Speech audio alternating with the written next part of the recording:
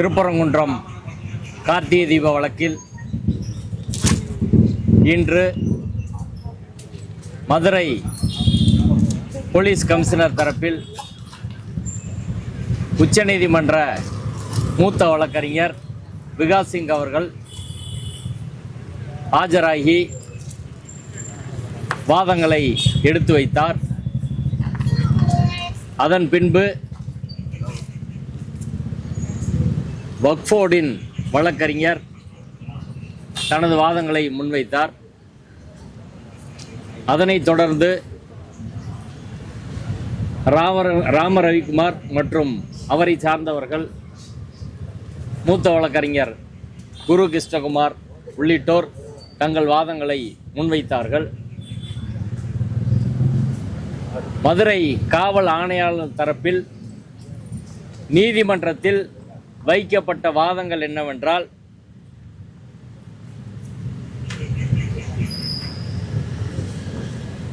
Rama ரவிக்குமாருக்கு article 25 படி அடிப்படை உரிமை இருக்கிறது என்று சொல்கிறார்கள். 2014 ஆண்டிலே சுப்பிரமணியன் என்பவர்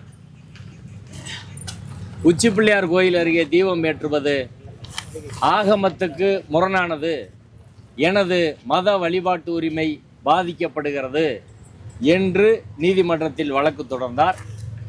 அந்த வழக்கிலே மத வழிபாட்டு உரிமை எதுவும் பாதிக்கப்படவில்லை. மலை உச்சியிலே தீபம் ஏற்ற வேண்டும் என்று சொல்வதற்கான ஆகம ஆதாரங்கள் ஏதும் இல்லை. மூன்றாவதாக அவரது சட்டப்படியான உரிமை என்ன என்பதை அவர் நீதிமன்றத்திலே தெளிவுபடுத்தவில்லை. அவற்றை தீர்மானிக்க வேண்டியது கோயிலோட நிர்வாகம்தான் என்று சொல்லி தள்ளுபடி செய்திருக்கிறார்கள். எனவே ராம ரவிக்குமார் அவர்களின் மத அடிப்படையிலான அடிப்படை உரிமையோ மத வழிபாட்டு உரிமையோ அதேபோல காமன் லாவில் உள்ள உரிமையோ எந்த வகையிலும் பாதிக்கப்படவில்லை என்பதை இந்த நீதிமன்றம் ஏற்கனவே உறுதி செய்திருக்கிறது. 2014 நீதிபதி திரு வேணுகோபால் அவர்களின் 2 தீர்ப்புகள். அதற்கு பிறகு அதுக்கு மேலே அப்பீல் போது அந்த 2 அப்பீலில் நீதிபதிகள் திரு MM சுந்தரேஷ் சதீஷ்குமார் அமர்வும் அதை உறுதி செய்திருக்கிறார்கள். நீதிபதிகள் திரு கல்யாண சுந்தரம் பவானி சுப்பராயன் அமர்வும் அதை உறுதி செய்திருக்கிறார்கள். எனவே அந்த தீர்ப்பு இறுதியானது. அந்த தீர்ப்பின்படி யாருக்கும் மத வழிபாட்டு உரிமை பாதிக்கப்படவில்லை என்பதை சொல்லியிருக்கிற போது திரும்ப அதே கோரிக்கையை ஒருவர் வைத்து வர முடியாது என்பதை உச்சநீதிமன்ற மூத்த வழக்கறிஞர் முதல் வாதமாக முன்வைத்தார். இரண்டாவதாக 1923 ஆண்டு தீர்ப்பு மதுரை சார்பு நீதிமன்ற நீதிபதி ராம் ஐயரின் தீர்ப்பில் ஒரு விஷயம் மிக தெளிவாக குறிப்பிடப்பட்டிருக்கிறது. 1872 ஆண்டும் 1912 ஆண்டும் 2 முறை தர்கா அருகில் உள்ள மலை உச்சியில் தீபம் ஏற்றுவதற்கான முயற்சி மேற்கொள்ளப்பட்டது. அந்த முயற்சி சட்டம் ஒழுங்கு பிரச்சனையை உருவாக்கும் என்பதாலும் தர்கா அருகில் உள்ள மலை உச்சியில் கார்த்திகை தீபம் ஏற்றுவது வழக்கமில்லை என்பதாலும், முக்கியமாக இதை சொன்னார், கஸ்டமரி ரைட் இல்லை என்பதாலும் அன்றைய நீதிபதியான மாவட்ட ஆட்சியர், அன்னைக்கு டிஸ்ட்ரிக்ட் கலெக்டர் தான் நீதிபதி, மாவட்ட நீதிபதி, அதனை தடுத்திருக்கிறார். எனவே 1923 ஆண்டு தீர்ப்பு என்பது மிக தெளிவாக மலை உச்சியில் கார்த்திகை தீபம் ஏற்றுவது வழக்கம் இல்லை என்பதை உறுதி செய்திருக்கிறது. ஏற்கனவே நடந்த முயற்சி சட்டம் ஒழுங்கு பிரச்சனையை உருவாக்கும் என்று தடுக்கப்பட்டிருக்கிறது. எனவே 1923 தீர்ப்பு என்பது முக்கியமானது என்பதை மூத்த வழக்கறிஞர் அவர்கள் சொன்னார். அந்த 1923 தீர்ப்பைத்தான் 1996 ஆண்டு நீதிபதி கனகராஜ் அவர்கள் தீர்ப்பில் 1996 சொல்லியிருக்காரு.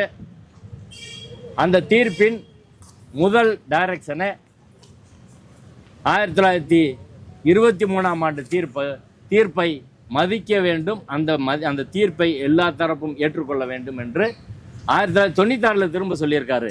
இந்த 96 தீர்ப்பை வைத்துத்தான் இப்போது ராமரவிக்குமார் வழக்கு போட்டிருக்கிறார். எனவே 96 தீர்ப்பில் 1923 தீர்ப்பை மதிக்க வேண்டும் என்று சொல்லி இருக்கிறார்கள். அந்த 1923 தீர்ப்பில் இது கஷ்டம் இல்லை, பழக்கம் இல்லை, கோயிலோட பழக்கம் இல்லை, இது சட்டம் ஒழுங்கு பிரச்சனையை உருவாக்கும் என்று சொல்லிவிட்டார்கள்.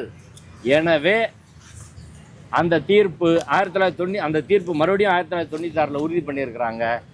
அந்த தீர்ப்பை எல்லோரும் மதிக்க வேண்டும்.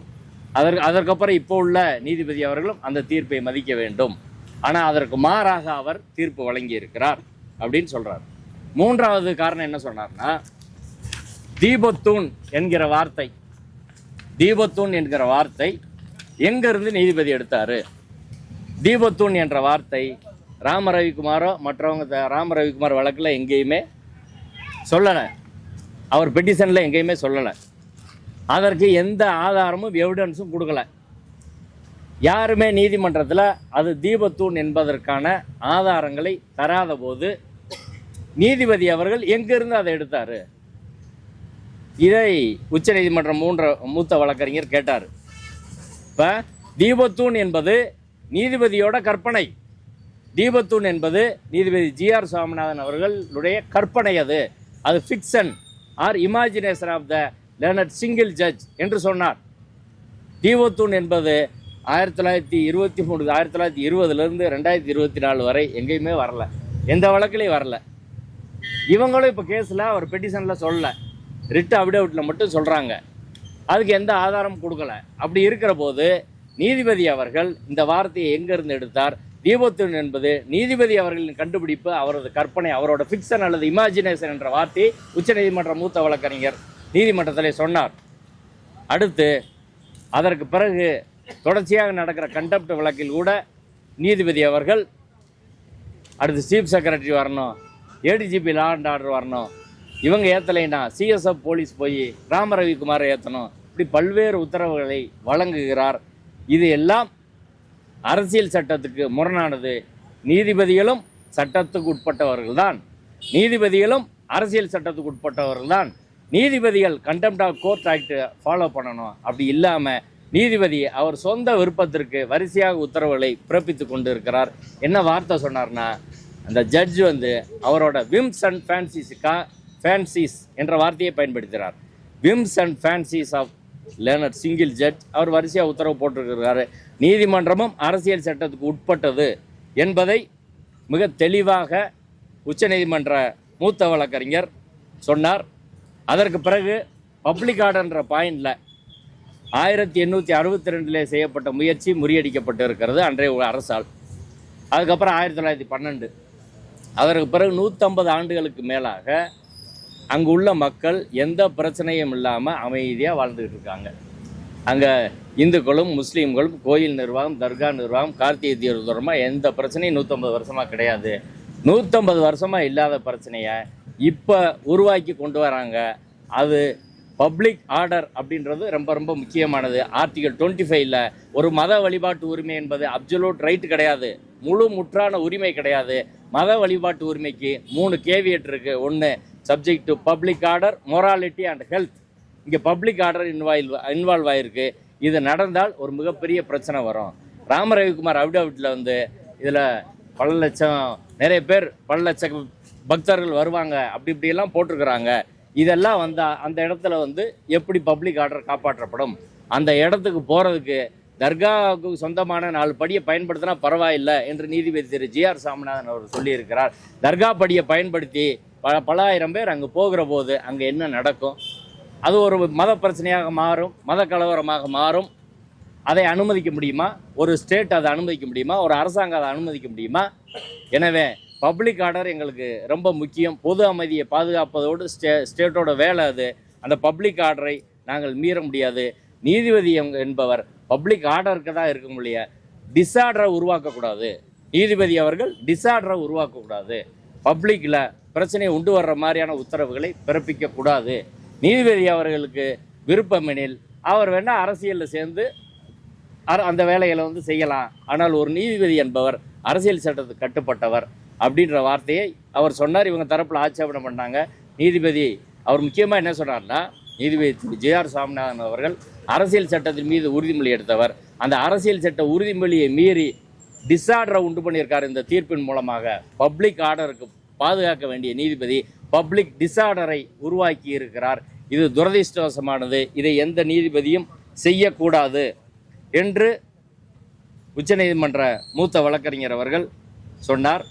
அடுத்து நாடு முழுவதும் இது போன்ற பிரச்சனைகள், மத ரீதியாக இப்படி உருவாக்குற பிரச்சனைகள் நடந்துக்கிட்டு இருக்கு.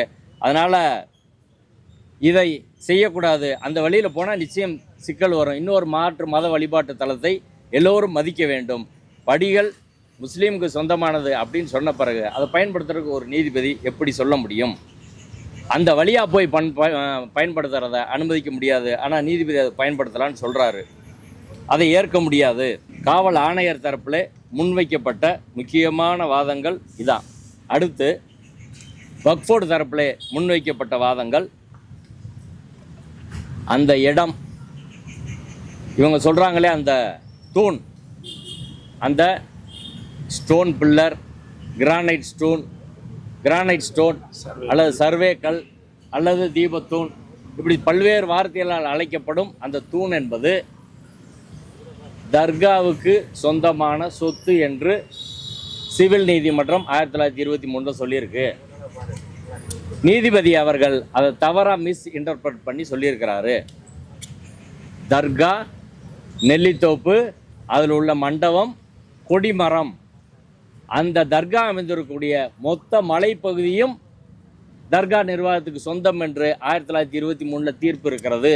அந்த மொத்த மலைப்பகுதியில் இந்த கொடிமரத்துக்கு அருகில்தான் இவர்கள் சொல்லக்கூடிய தூண் வருகிறது. எனவே அந்த தூண் என்பது எங்கள் இடத்தில் இருக்கிறது. வக்ஃபோர்டுக்கு சொந்தமான இடத்துல, தர்காவுக்கு சொந்தமான இடத்துல அந்த தூண் இருக்கு. அந்த தூணில் தீபமேற்ற சொல்லி நீதிபதி எப்படி சொல்ல முடியும்? அப்படி சொல்லவே முடியாது. ஒன்று. ரெண்டாவது, நாங்கள் கடைசி நாளில் தான் எங்களுக்கு நோட்டீஸ் வந்துச்சு. எந்த கேஸ் பேப்பர்ஸும் எங்கிட்ட இல்லை. நாங்கள் பதிமூணு தாக்கல் செய்வதற்கு நாங்கள் வாய்ப்பு கேட்டோம். கடைசியில் 28ஆம் தேதி வாய்ப்பு கேட்டோம். நீதிபதி எங்களுக்கு கொடுக்கவே இல்லை. எங்களுக்கு வாய்ப்பு கொடுக்காமலேயே இந்த தீர்ப்பு வழங்கப்பட்டு இருக்கிறது. எனவே இந்த தீர்ப்பு செல்லாது. மூன்றாவது, நாங்கள் வக்ஃபோர்டு தரப்பில் இந்த பிரச்சனையை அமைதியான முறையில் அமர்ந்து பேசி நீதிமன்ற மேற்பார்வையில் தீர்த்து கொள்ள தயாராக இருக்கிறோம். எந்த பிரச்சனையை நாங்கள் உருவாக்க விரும்பலை. எல்லா தரப்பும் வரட்டும். நீங்கள் ஓய்வு பெற்ற நீதிபதியில் வைத்து கூட நீங்கள் பேச்சுவார்த்தை நடத்தலாம். எங்கள் தரப்பு, வக்ஃபோர்டு தரப்பு அதற்கு தயாராக இருக்கிறோம் என்ற வாதத்தை அவர் முன்வைத்தார். அந்த வாதத்தை நீதிபதி அவர்களும் அதை கேட்டு எதிர்த்தரப்பில் ராமரவிக்குமார் தரப்பில் அதற்கு வாய்ப்பு இருக்கிறதா, ஒவ்வொரு வருஷம் இது பிரச்சனை வருது, ஒவ்வொரு வருஷம் சிக்கலாகுது, ஒவ்வொரு வருஷம் கேஸ் போடுறாங்க, ஒவ்வொரு வருஷம் ஒரு ஃபைண்டிங்ஸ் வருது, ஒவ்வொரு வருஷம் போராட்டம் நடக்குது, இப்போ இதை பேசி முடிக்கிறதுல உங்களுக்கு என்ன பிரச்சனை? அவங்க தரப்பு தயாராக இருக்குன்னு சொல்கிறாங்களே, உங்கள் தரப்பில் நீங்கள் ஏன் பேசக்கூடாது என்று நீதிபதி அவர்கள் கேட்டார். மூத்த நீதிபதி ஜெயச்சந்திரன் அவர்கள் ராமரவிக்குமார் தரப்புக்காக ஆஜரான உச்சநீதிமன்ற மூத்த வழக்கறிஞர் குரு கிருஷ்ணகுமார் அவர்களிடம் கேட்டார். அதற்கு அவர்களிடம் கேட்டுவிட்டு, இப்போதைக்கு அவர்கள் இது ரொம்ப டிலே ஆகுன்றதுனால நாங்கள் இப்போதைக்கு தயார் இல்லை, இந்த அமைதி பேச்சுவார்த்தைக்கோ சமாதான பேச்சுவார்த்தைக்கோ இப்போதைக்கு நாங்கள் தயார் கிடையாது என்ற பதிலை நீதிமன்றத்திலே அவர்கள் சொன்னார்கள். ஆனாலும் குரு கிருஷ்ணகுமார் அவர்கள் திரும்பவும் நான் அவங்ககிட்ட பேசுகிறேன், பேசி அவர்கள் சொன்ன உடனே நான் நீதிமன்றத்தில் திரும்பவும் நாங்கள் தெரியப்படுத்துகிறோம் என்று சொன்னார்கள். எனவே வக்ஃபோர்டு தரப்பிலே நாங்கள் எந்த அமைதி பேச்சுவார்த்தைக்கும் தயார். நீதிமன்ற கண்காணிப்பிலே பேசினால் இந்த பிரச்சனையை அமைதியாக நாங்கள் முடித்து கொள்ள தயாராக இருக்கிறோம் என்ற அவர்கள் தரப்பு விருப்பத்தை நீதிமன்றத்திலே சொன்னார்கள். நீதிமன்றத்தில் சில டாக்குமெண்ட்லாம் கொடுத்துருக்காங்க. எழுத்துப்பூர்வமான வாதங்களையும் சொல்லியிருக்கிறாங்க. அதுக்கு பிறகு அவர்கள் தரப்பில் வைக்கப்பட்ட வாதங்களில் முக்கியமாக என்ன சொன்னாங்கன்னா, டெம்பிள் போர்டு இருக்குது, டெம்பிள் போர்டு தான் அதை முடிவு பண்ணணும், ஈஓ எப்படி முடிவு பண்ண முடியும் அப்படின்ற வாதத்தை அவர்கள் முன்வைத்தார்கள். ரெண்டாவது, ஒரு அல்டர்னேட் ரெமடி அப்படின்றது ஏற்கனவே 1996 தீர்ப்பு சொன்ன பிறகு ஒரு மாற்று ரெமடிக்கு போக வேண்டியதில்லை. 1996 தீர்ப்பின்படி எங்களுக்கு அமல்படுத்தினா போதுமானது என்று சொன்னார்கள். இன்னும் பல்வேறு அவர்கள் தரப்பு என்னென்ன வாதங்கள் வைத்தார் என்று அவர்கள் தரப்பு வழக்கறிஞர்கள் அவர்கள் விளக்குவார்கள். நீதிமன்றத்தில் அவங்க ஒரு முக்கியமான ஒரு நீதிபதி அவர்கள் சில கேள்விகள் கேட்டார். இப்போ தர்கா இடத்துல இருந்தா, தர்கா காம்பவுண்டில் இருந்தா, இதுக்கு நீங்கள் சொல்லுங்கள். அவங்க தரப்பு, தர்கா தரப்பு என்ன சொல்கிறாங்கன்னா, இந்த 1996 தீர்ப்பின்படி 15 மீட்டர் தள்ளி ஏற்றணும் அப்படின்னா 15 மீட்டர் எங்கே தொடங்குது அப்படின்ற கேள்வி தர்கா தரப்பில் எழுப்பப்பட்டது. அந்த 15 மீட்டர் என்பது whole top of the hillock, தர்கா இருக்கக்கூடிய மொத்த மலைப்பகுதியும் அவர்களுக்கு சொந்தம்.